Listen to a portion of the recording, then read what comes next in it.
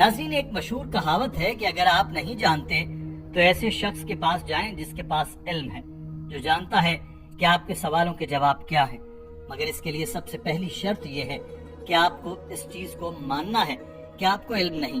یہ ایک سادہ سا جملہ ہے، مگر جب یہ انسانی انا سے ٹکراتا ہے تو جیت زیادہ تر انا کی ہوتی ہے، کیونکہ کوئی شخص یہ ماننے کو تیار ہی نہیں ہوتا کہ اس کو علم نہیں ہے یا وہ نہیں جانتا۔ جب یہ شرط پوری ہو جائے تو ہی اگلا قدم آتا ہے، جس میں انا ہار مان کر پیچھے ہٹ جاتی ہے اور علم اپنا راستہ آپ کے دل و دماغ میں بناتا ہے۔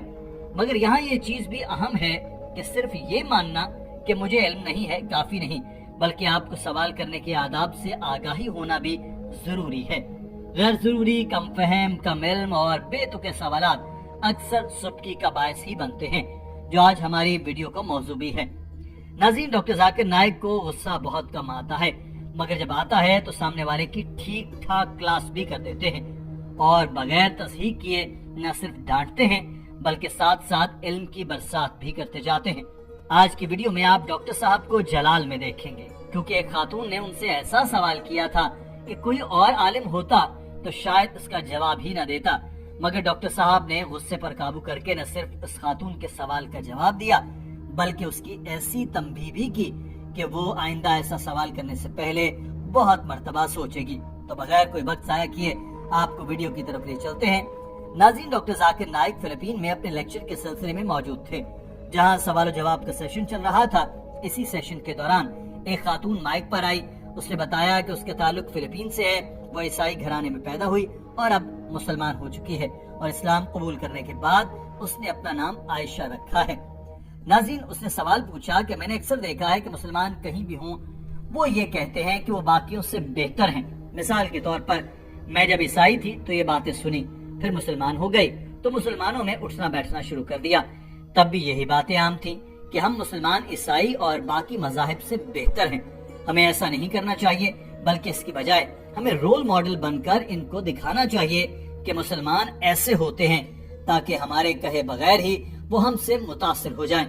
مجھے اسلام قبول کیے 1 سال ہو چکا، اور میں اس عرصے میں ایک اسلامک سینٹر میں تعلیم حاصل کر رہی ہوں۔ وہاں ہمیں جو اساتذہ پڑھاتے ہیں وہ کہتے ہیں کہ دنیا میں کوئی بھی شخص کسی دوسرے کو کمتر نہیں سمجھ سکتا، صرف اللہ تعالیٰ ہی دلوں کا حال جانتا ہے کہ کون اچھا ہے اور کون برا۔ We speak about the weaknesses of other religions.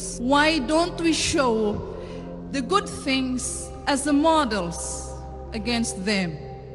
Like what I've heard in this session, that we are more better than Christians. I am right now studying in Islamic Center, and according to our some teachers, they said that no one in the world can judge a person. Only Allah subhanahu wa ta'ala can say. ناظرین، doctor Zakir Naik جیسے جیسے یہ سوال سنتے گئے ان کے تاثرات بدلتے گئے۔ سوال کے لیے ناپسندیدگی کی ایک لہر ان کے چہرے پر واضح دیکھی جا سکتی تھی۔ اس سوال نے انہیں اتنا مضطرب کیا کہ وہ سوال کے ختم ہونے سے پہلے ہی سیٹ سے اٹھ کر مائک پر آ گئے۔ انہوں نے اس خاتون کے سوال کے جواب دیتے ہوئے کہا کہ میں آپ سے متفق ہوں کہ صرف اللہ ہی دلوں کے حال جانتا ہے، وہی جانتا ہے کہ دلی طور پر کون اچھا ہے اور کون برا۔ مگر بہن کی اس بات سے متفق نہیں کہ سیشن میں ہم نے صرف یہ بات کی کہ مسلمان عیسائیوں سے بہتر ہیں۔ میں نے صرف عیسائیت کی اچھی باتیں پکڑی اور ان کو بیان کیا۔ اگر آپ ان چیزوں پر عمل کریں گے تو اچھے انسان کہلائیں گے۔ میں ان کو ایک اچھا انسان بننے کی ترغیب دے رہا ہوں، ان کی تصحیح تو میں نہیں کر رہا۔ میری اس بات میں ان کے لیے تحقیر کے الفاظ کہاں سے آ گئے؟ آپ نے میری بات کو ٹھیک سے سمجھا نہیں۔ میں نے صرف یہ کہا تھا کہ اگر عیسائی ہونے کا مطلب جیزس کی تعلیمات پر عمل کرنا ہے تو ہم مسلمان عیسائیوں سے زیادہ عیسائی ہیں۔ Sister, what I did in this talk is I picked up the good things of Christianity. I'm trying to tell the Christians that actually if you follow the teachings of Jesus Christ, peace be upon him, it is good. I'm trying to uplift them. I'm not trying to degrade them. You have misunderstood my talk. Doctor صاحب نے اس خاتون سے کہا کہ میں نے کبھی نہیں کہا کہ ہم مسلمان بہتر ہیں، بلکہ یہ کہا کہ ہم مسلمان بائبل کو بہتر طریقے سے فالو کر رہے ہیں، اور عیسائیوں سے میں پوچھ رہا ہوں کہ آپ لوگ کیوں بائبل کی پیروی نہیں کرتے؟ جب بائبل کہتی ہے کہ شائستہ لباس پہنے، خواتین اپنا سر ڈھانپے، نقاب کریں، تو میں عیسائیوں سے پوچھ رہا ہوں کہ آپ کیوں بائبل کے مطابق شائستہ لباس نہیں پہنتے؟ بائبل میں لکھا ہے کہ جیزس نے ختنہ کرایا. ہم مسلمان ختنہ کراتے ہیں مگر عیسائی نہیں کراتے. تو میں تو ان سے سوال کر رہا ہوں کہ آپ اپنی ہی بائبل کی تعلیمات کے مطابق ختنہ کیوں نہیں کراتے؟ بائبل میں لکھا ہے کہ شراب نوشی حرام ہے مگر تقریباً سارے عیسائی شراب نوشی کرتے ہیں. ہم مسلمان شراب نوشی نہیں کرتے. میں عیسائیوں سے پوچھ رہا ہوں کہ آپ لوگ شراب نوشی کیوں ترک نہیں کرتے جب آپ ہی کی بائبل نے اس بات کی تلقین کر رکھی ہے؟ بائبل میں لکھا ہے کہ ایک آخری نبی آئے گا. جیزس نے کہا تھا میرے پاس تم سے کہنے کو ابھی بہت سی باتیں ہیں لیکن اب تم ان کو برداشت نہیں کر سکتے.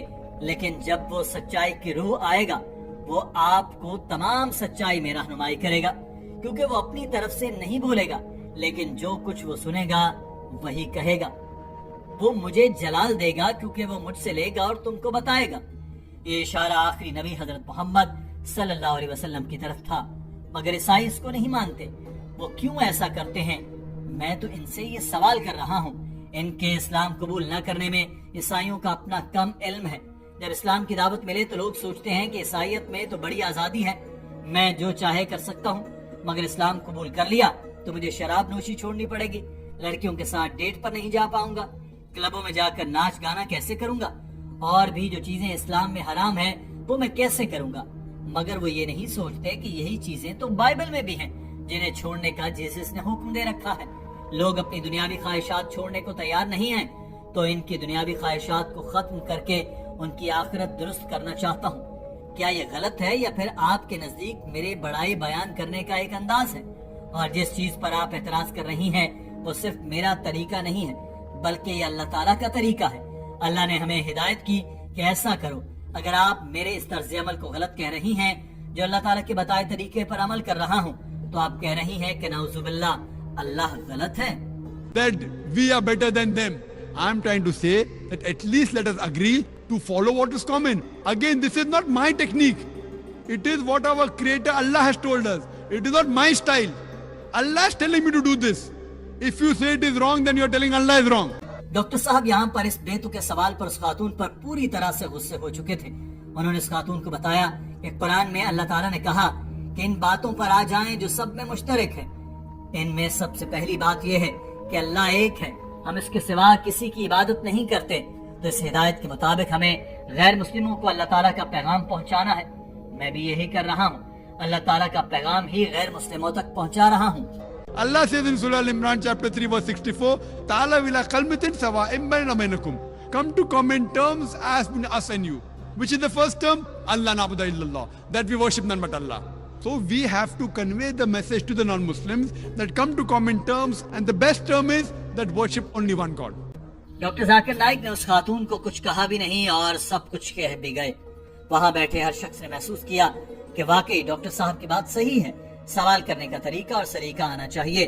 یہ نہیں جب بھی جو بھی دماغ میں آیا کہہ دیا، بلکہ کوئی ایسا سوال جو کہ متنازع ہو بھی اس کو کرنے کے لیے بھی الفاظ کا چناؤ بہتر ہونا چاہیے. اور وہ چناؤ محفل کے آداب، حاضرین اور سامعین کو مد نظر رکھ کر بنانا چاہیے. اسی لیے ڈاکٹر ذاکر نائک اس خاتون کے سوال پر غصہ ہوئے اور کھری کھری بھی سنا دی. جو بھی باتیں ڈاکٹر صاحب نے کی وہ ایسی منطقی تھیں کہ وہاں ہزاروں لوگ موجود تھے مگر کسی کو اعتراض کرنے کی جرت نہ ہوئی.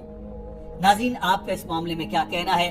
کیا اس خاتون کے سوال کرنے کے الفاظ کا چناؤ ٹھیک تھا؟ ہمیں اپنی رائے کمنٹ سیکشن میں ضرور آگاہ کیجیے گا. ہمیں آپ کی رائے کا انتظار ہے. اپنا خیال رکھیے. اللہ حافظ.